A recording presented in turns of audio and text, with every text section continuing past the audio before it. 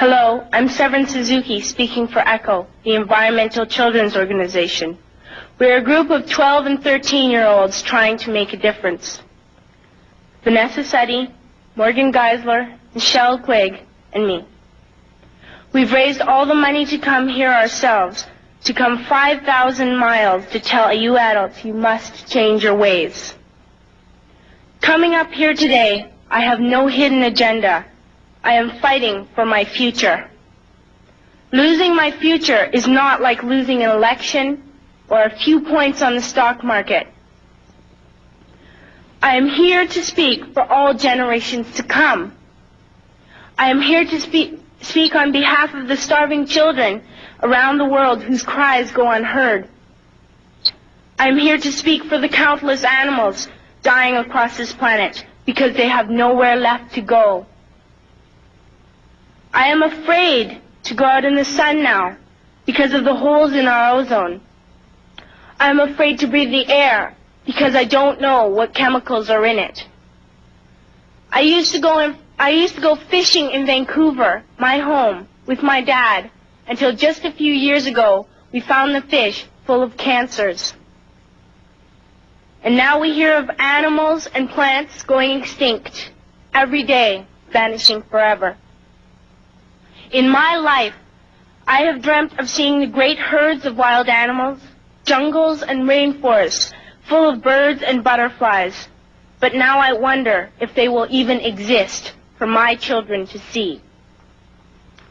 Did you have to worry of these things when you were my age?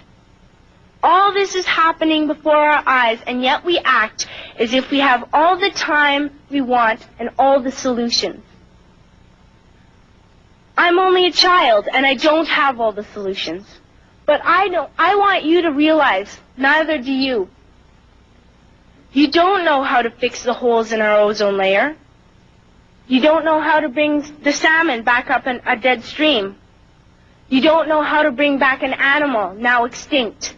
And you can't bring back the forest that once grew where there is now a desert. If you don't know how to fix it, please stop breaking it.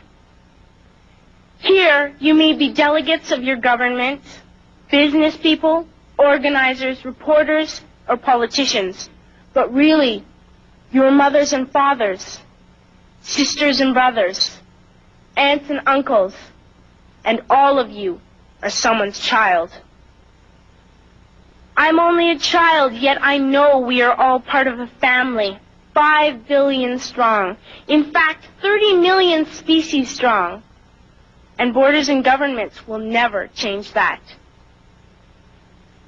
I'm only a child, yet I know we are all in this together and should act as one single world towards one single goal. In my anger, I am not blind, and in my fear, I am not afraid of telling the world how I feel. In my country, we make so much waste. We buy and throw away, buy and throw away, buy and throw away, and yet northern countries will not share with the needy. Even when we have more than enough, we are afraid to share. We are afraid to let go of some of our wealth. In Canada, we live the privileged life, with plenty of food, water, and shelter. We have watches, bicycles, computers, and television sets. The list could go on for 2 days. 2 days ago, here in Brazil, we were shocked when we spent time with some children living on the streets. This is what one child told us. I wish I was rich. And if I were, I would give all the street children food, clothes, medicines, shelter, and love and affection. If a child on the streets who has nothing is willing to share, why are we who have everything still so greedy? I can't stop thinking that these are children my own age, that it makes a tremendous difference where you are born. That I could be one of those children living in the favelas of Rio. I could be a child starving in Somalia, or a victim of war in the Middle East, or a beggar in India. I am only a child, yet I know if all the money spent on war was spent on finding environmental answers, ending poverty, and finding treaties, what a wonderful place this earth would be. At school, even in kindergarten, you teach us how to behave in the world. You teach us not to fight with others, to work things out, to respect others, to clean up our mess, not to hurt other creatures, to share, not be greedy. Then why do you go out and do the things you tell us not to do? Do not forget why you are attending these conferences, who you're doing this for. We are your own children. You are deciding what kind of a world we are growing up in. Parents should be able to comfort their children by saying, everything's going to be all right. It's not the end of the world, and we're doing the best we can.